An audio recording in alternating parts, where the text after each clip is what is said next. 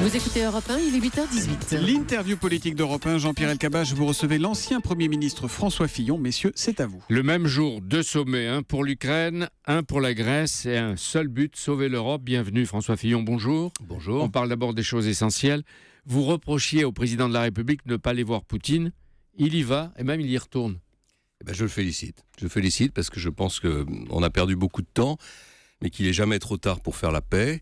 Il n'est jamais trop tard pour entendre les arguments des uns et des autres, pour rétablir la vérité dans une situation où l'image donnée de cette crise est complètement déformée. La vérité, c'est-à-dire ? La vérité, c'est que tout le monde a des responsabilités. Les Russes en ont, les Ukrainiens en ont, les Européens s'y sont mal pris, les Américains ont rajouté de la tension là où il ne fallait pas en rajouter. Il faut que maintenant tout ça retombe et qu'on trouve un accord. On voit bien qu'il y a 3 conditions pour trouver cet accord qui sont loin d'être inatteignables. Il faut d'abord que les combats s'arrêtent. Il faut retirer les armes lourdes des deux côtés. Et ensuite, il faut que le gouvernement ukrainien accepte qu'il y ait une autonomie pour les régions qui sont des régions russophones. Sinon, l'Ukraine risque d'exploser. Donc si on veut maintenir l'unité de l'Ukraine, il faut qu'il y ait des concessions sur une organisation fédérale du territoire ukrainien. C'est ce qu'on dit depuis le début. Oui, c'est ce qu'on dit depuis le début, mais il ne faut jamais renoncer à faire la paix, Jean-Pierre Elkabbach. Jamais. Et il ne faut jamais considérer que c'est la dernière chance. Et cet après-midi, la chancelière Merkel et François Hollande seront à Minsk. Poutine revient d'Égypte avec soit une petite chance pour la paix et le risque de revenir bredouille. Mais ils ont raison d'y aller pour vous. Ils ont parfaitement raison d'y aller. D'abord parce que c'est une affaire européenne. Ce sont les Européens qui doivent régler cette affaire. Les Américains ont commis une quantité d'erreurs depuis le début de cette crise qui, de mon point de vue, ne les qualifie pas pour continuer à discuter avec la Russie. Ils ont fait de la Russie, qui a énormément de choses à se reprocher, c'est un pays qui dérive, mais ils ont fait de la Russie une sorte d'adversaire, comme au temps de la guerre froide, qui est totalement surestimé. Donc c'est une affaire européenne. Et deuxièmement, la France et l'Allemagne, parlant d'une seule voix, c'est pour moi le retour de ce que devrait être l'Europe, de ce que François Hollande n'aurait jamais dû abandonner depuis 2 ans, puisque vous savez que pendant 2 ans, il a plutôt tenté de disqualifier Mme Merkel plutôt que de se rapprocher d'elle. Vous connaissez bien Vladimir Poutine. On se demande, qu'est-ce qu'il veut ? Est-ce qu'il veut annexer toute l'Ukraine ? Est-ce qu'il veut dévorer un à un les anciens États qui se sont libérés de l'URSS de Staline ? Qu'est-ce qu'il veut ? Je ne lis pas dans le cerveau de Vladimir Poutine. Je dis simplement que je n'ai jamais cru que la Russie et la volonté d'annexer l'Ukraine. Je pense que c'est un fantasme occidental, que c'est un fantasme européen, que c'est un fantasme américain, mais que ça n'est en aucun cas une volonté russe. Ce que les Russes veulent, c'est évidemment ne pas avoir à leur porte un pays qui soit un ennemi de la Russie. Donc ils ne veulent pas avoir à leur porte un pays totalement intégré à l'Union européenne et totalement intégré à une alliance militaire qui s'appelle l'OTAN. Il se trouve qu'on a poussé les deux de façon irresponsable et qu'on est arrivé à cette situation. Et aujourd'hui, le courage n'est-il pas de dire à l'OTAN, qui est souvent le bras armé des États-Unis, bas les pattes ? Mais bien sûr, l'OTAN ne doit pas se mêler de cette affaire. L'un des hauts responsables de l'OTAN a déclaré de façon totalement irresponsable il y a quelques jours que la Russie allait envahir les États baltes. Enfin, je veux dire, ce sont des affirmations qui n'ont aucun sens, qui sont irresponsables. Justifier l'OTAN. Et justifier l'Otan et justifier la montée en puissance de cette crise. L'OTAN, je rappelle que c'était une alliance militaire pour défendre l'Occident contre la menace soviétique. François Fillon, après Moscou et avant Minsk, la chancelière Merkel est allée tout raconter, rendre compte à M. Barack Obama. Pourtant, la Deuxième Guerre mondiale est finie, l'Allemagne est indépendante. Est-ce qu'elle a besoin du tuteur, et en plus du tuteur américain ? La vérité. Je pense que ce voyage était prévu de longue date, j'imagine. Ouais. Ce qui est vrai, c'est que c'est mauvais pour les Français comme pour les Allemands. Pour les Français, parce qu'on a l'impression que c'est Mme Merkel, en réalité, qui mène la négociation pour les Européens et qui va rendre compte aux États-Unis. Pour Mme Merkel, c'est pas, comment dirais-je, un symbole d'indépendance. Mais en même temps, je ne sais pas ce qu'ils se sont dit, je ne sais pas quel était l'agenda de ce voyage. Il faut en tout cas que Mme Merkel ne soit pas sous l'influence américaine si on veut avoir une chance de régler cette crise. Donc il ne faut pas que François Hollande aille faire le pèlerinage de la Maison-Blanche après ? Sûrement pas, en tout cas pas sur ce sujet-là, il n'y a aucune raison. Aucune. Et quand Barack Obama remercie Mme Merkel pour son leadership, pour le gaulliste François Fillon, est-ce que la Maison-Blanche doit décerner le titre de champion de l'Europe ? Non, mais la question, Jean-Pierre Elkabbach, c'est de savoir si elle a le leadership en Europe ou pas. Or, elle l'a.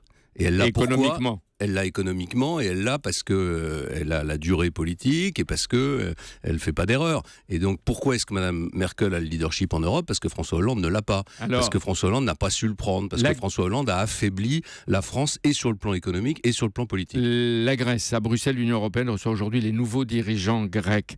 Et Wolfi Schäuble, le ministre de Mme Merkel, les a prévenus. Ni l'Europe, ni la BCE, ni le Fonds monétaire ne négocieront un nouveau programme avec Athènes. Est-ce qu'on va vers une crise ? Bon, je pense qu'il y aura un compromis, comme toujours, avec les Européens, mais il faut là aussi ramener les choses à leur juste proportion. C'est pas l'Europe qui est responsable des difficultés de la Grèce, c'est la Grèce toute seule. C'est la Grèce qui s'est mise toute seule dans cette situation, en doublant le nombre de ses fonctionnaires, en les payant à des niveaux absolument invraisemblables, en ne récupérant pas les impôts des contribuables grecs. On a abattu 40% de la dette grecque, hein. On a déjà fait cadeau de 40% de la dette grecque.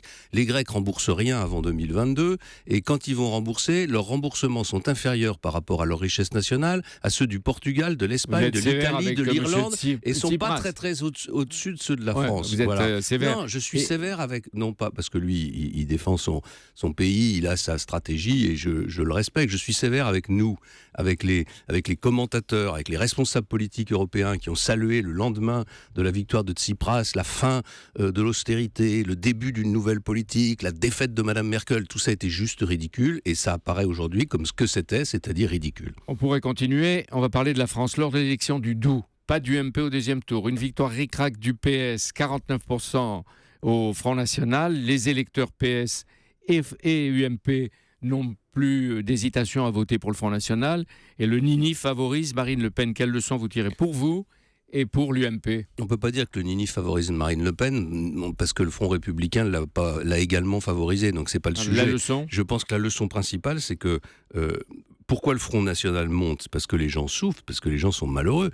C'est les problèmes économiques, les problèmes de chômage, mais c'est aussi les problèmes de difficulté à percevoir l'avenir du pays, l'avenir de la nation, l'avenir de la nation française. UMP de l'Assemblée nationale, il dit malheureusement l'UMP n'a encore aucun projet. Et donc ça, c'est la raison principale. Face à cette souffrance des Français, l'opposition doit avoir un projet politique.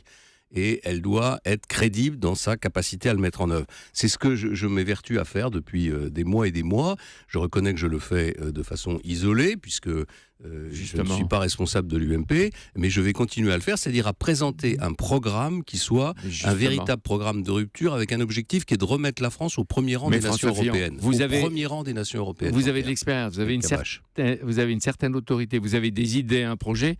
Pourquoi vous parvenez pas à percer alors ? Eh bien, vous allez voir que ça va venir. Vous allez voir que ça va venir, ça se construit. Sans projet, c'est un truc, ils sont en train de grimper. Pendant 2 ans, on a tout fait pour essayer de m'éliminer de la direction de l'UMP, avec les méthodes que vous savez.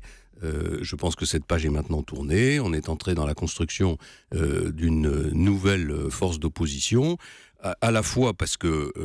comment dirais-je, les hommes qui sont responsables de l'UMP sont plus raisonnables et plus honnêtes que ceux qui les précédaient. Vous entendez aussi, mieux avec Nicolas ça fonctionne mieux, évidemment.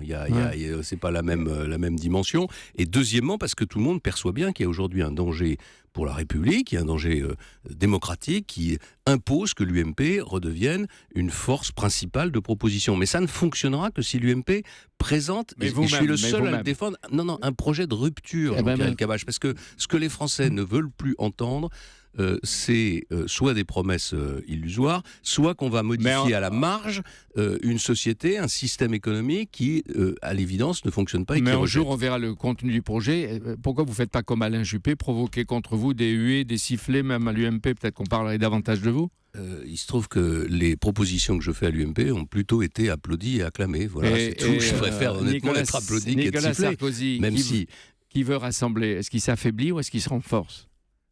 Moi, je ne porte pas de jugement sur le président de l'UMP. Il fait son travail. Il y a une atmosphère qui est aujourd'hui beaucoup plus détendue et on peut travailler. C'est déjà un immense progrès. Ah ben voilà. Merci François Fillon. Stéphane Tiki, le patron des Jeunes Populaires, est un sans-papier. Ça vous inspire quoi ?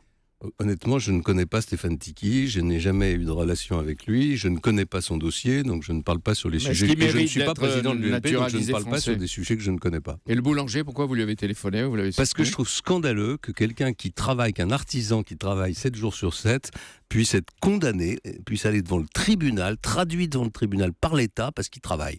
Voilà, c'est le sujet dont on parlait tout à l'heure dans le journal de 8h sur Europe 1. Merci François Fillon d'être venu en direct sur Europe 1 ce matin. Demain, c'est Didier Migaud, le premier président de la Cour des comptes, qui sera votre invité, Jean-Pierre, pour l'interview politique d'Europe 1.